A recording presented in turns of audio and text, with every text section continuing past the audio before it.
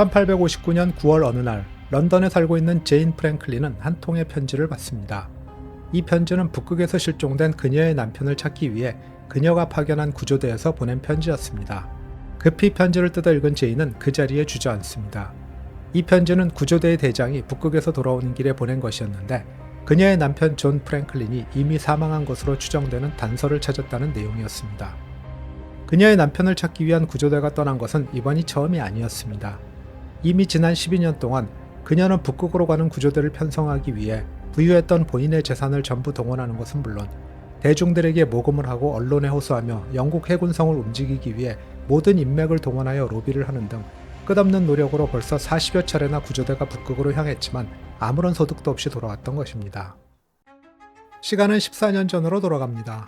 1845년 7월 12일 제인은 북극 탐험을 떠나는 남편에게 그녀가 실크로 직접 만든 영국 국기를 건넵니다.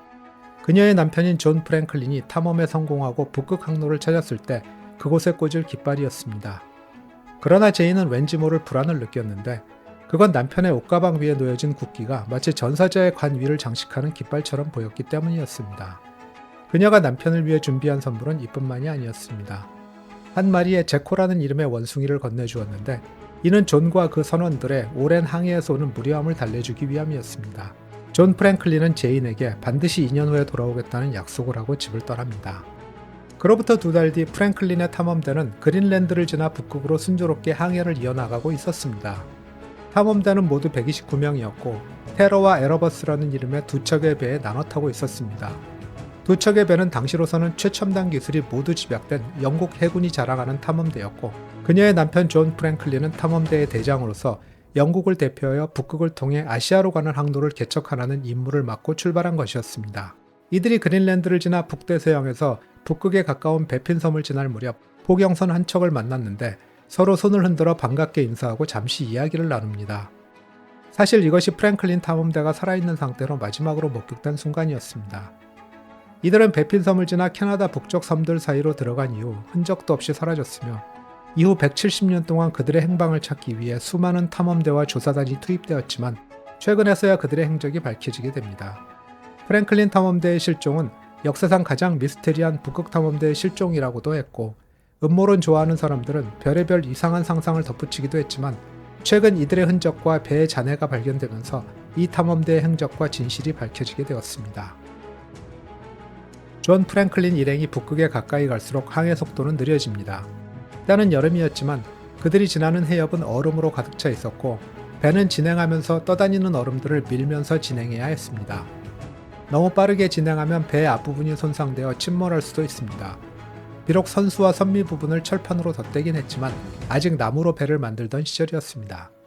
배 엔진은 당시 기관차에서 사용되는 증기기관이었는데 당시로서는 최신 기술이 집약된 가장 성능이 좋은 것이었습니다. 그래서 제법 무거운 얼음도 거뜬히 밀고 나갈 수 있었습니다. 북극에서는 겨울이 빨리 다가옵니다. 10월이 되자 그들은 얼음으로 둘러싸여 더 이상 전진을 할 수 없었고 근처의 비치라는 이름의 섬에서 겨울을 나기로 합니다. 사실 이 모든 시나리오는 예상되어 있었던 터라 별 걱정은 안 합니다.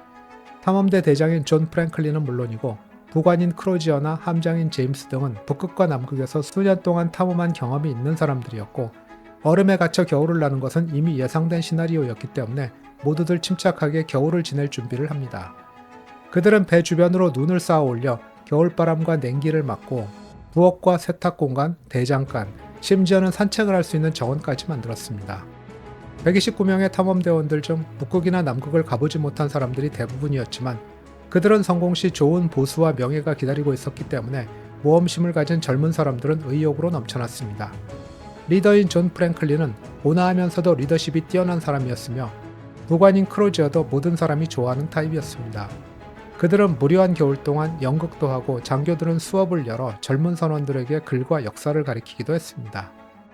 그러나 혹독한 북극의 겨울은 완벽에 가까운 준비에도 불구하고 사람이 견디기 쉽지 않은 환경이었습니다.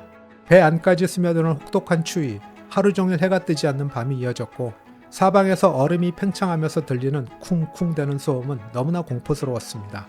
식사는 맛없는 통조림뿐이었고 연료를 아끼기 위해 조명이나 난방을 아껴야 했는데 아무것도 할 일이 없다는 것이 더욱 사람들을 지치게 만들었습니다.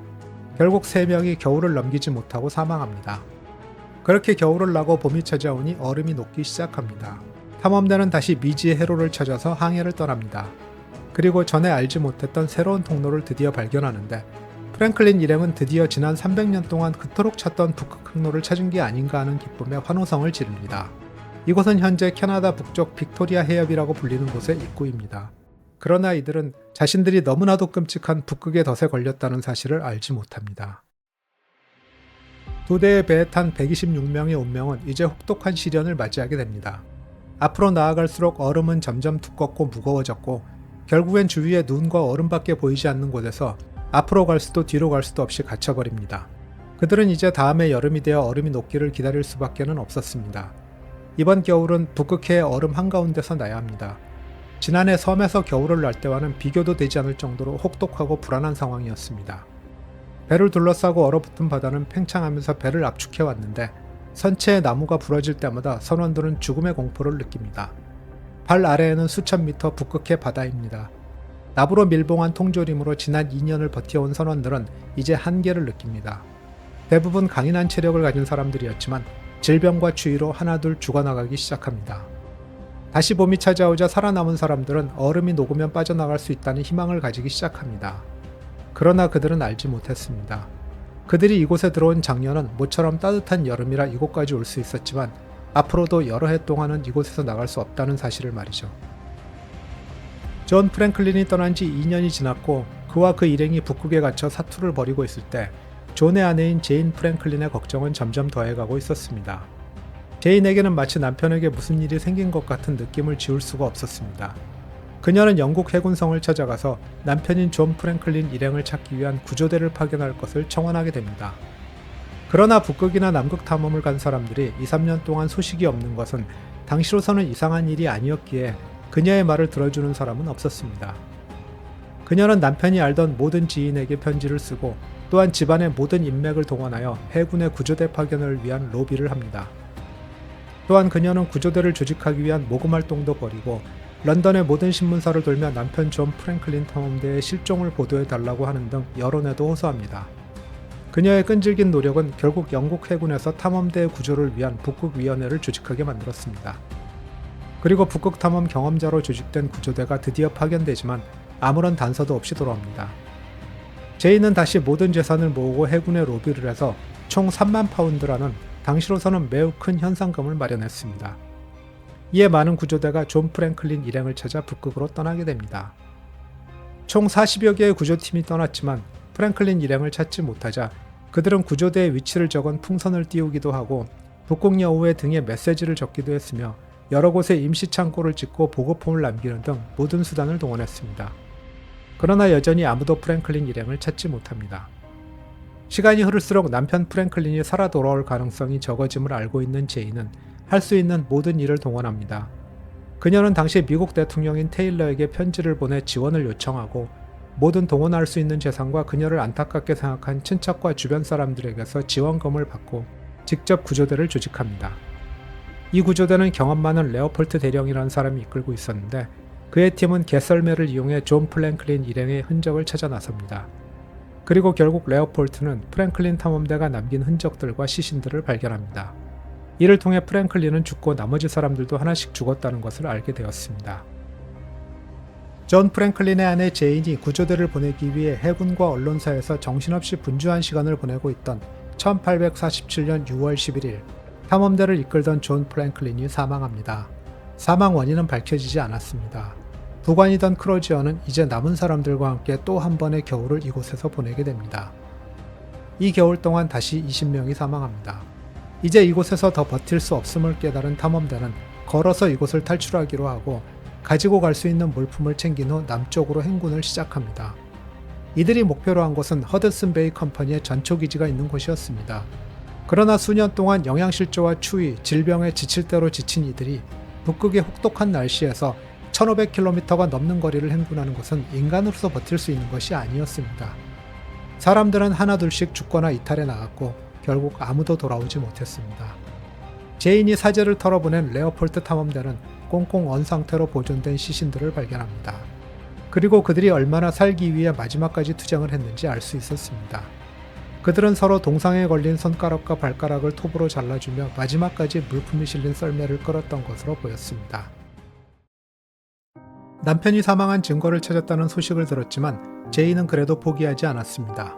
아직 남편의 유해를 발견한 것은 아니었기 때문에 혹시라도 남편이 어디 살아있지는 않을까 하는 신랄 같은 희망에 기대는 한편 죽었다면 시신이라도 데려와야 했습니다. 그녀는 이후에도 남편을 찾기 위해 영국 또는 미국에서 북극으로 향하는 모든 탐험대에 연락을 하고 가진 것을 털어 지원을 하며 남편의 흔적을 찾기 위한 활동을 이어나갑니다.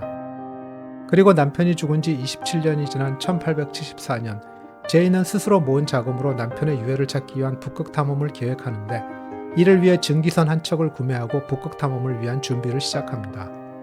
이 배는 이듬해 6월 북극을 향해 출항을 하지만 그녀는 2달 뒤 사망합니다. 제인이 죽었을 때 그녀의 유언에 따라 2개의 묘지를 나란히 마련하고 한쪽에 묻히게 됩니다. 나머지 한쪽은 물론 그녀 남편의 유해를 찾았을 때 안치하기 위한 것이었죠. 그녀는 북극을 향해 가는 모든 탐험대에게 남편에게 보내는 편지를 가지고 가게 하였습니다. 혹시라도 살아있을 남편을 향해 그녀가 직접 쓴 편지들 중 하나는 그리니치 로열 박물관에 보존되어 있습니다. 여기 보시는 것은 존 프랭클린 탐험대가 실종된 지 6년 뒤에 쓰여진 것으로 나의 가장 소중한 사랑에게로 시작하고 있으며 그에 대해 얼마나 걱정하며 힘든 시간을 보내고 있는지 그리고 그녀가 살아있는 유일한 이유가 당신을 찾을 희망이라고 얘기하고 있습니다. 그리고 최근 존 프랭클린이 대령에서 소장으로 승진되었다는 소식과 함께 존에 대한 걱정과 사랑이 담겨 있습니다. 그녀는 살아있는 동안 결코 그를 찾는 일을 포기하지 않을 것이라고 하였고 당신의 가장 헌신적이고 애정어린 아내 제인 프랭클린으로 편지를 끝내고 있습니다. 그녀의 남편을 찾기 위한 노력은 존 프랭클린의 업적을 제대로 인정받는 데 도움이 되었고 버킹엄 궁전 근처 워털로 파크에 그의 동상이 의회의 예산을 받아 건립됩니다. 존 프랭클린이 발견한 항로 주변과 그 서쪽 지역은 이후 광활한 북미 대륙 북쪽 넓은 영토가 영국을 거쳐 캐나다 영토로 편입되는 데 중요한 역할을 하게 됩니다. 2014년 존 프랭클린 탐험대에 속한 2척의 배 중 에러버스호의 잔해가 크램프턴 만에서 발견되었습니다. 이는 매우 양호한 상태로 보존되어 있었는데요. 그리고 2016년 나머지 한 척인 테러호마저 발견되었고 현재 발굴 및 고고학적 연구가 진행 중입니다. 조만간 프랭클린 탐험대의 더 자세한 역사가 밝혀질 것으로 기대되며 또한 존 프랭클린의 유해를 찾아 제인의 곁으로 보내줄 수 있기를 바랍니다. 이 영상은 현재까지 알려진 사실을 토대로 만들었지만 시간 관계상 많은 세부 사항은 생략하였습니다. 관심 있는 분들은 댓글을 통해 문의 주시기 바랍니다. 시청해주셔서 대단히 감사합니다. 구독해주신 분들 그리고 좋아요로 힘을 보태신 분들께는 다시 한번 특별한 감사 인사를 드립니다.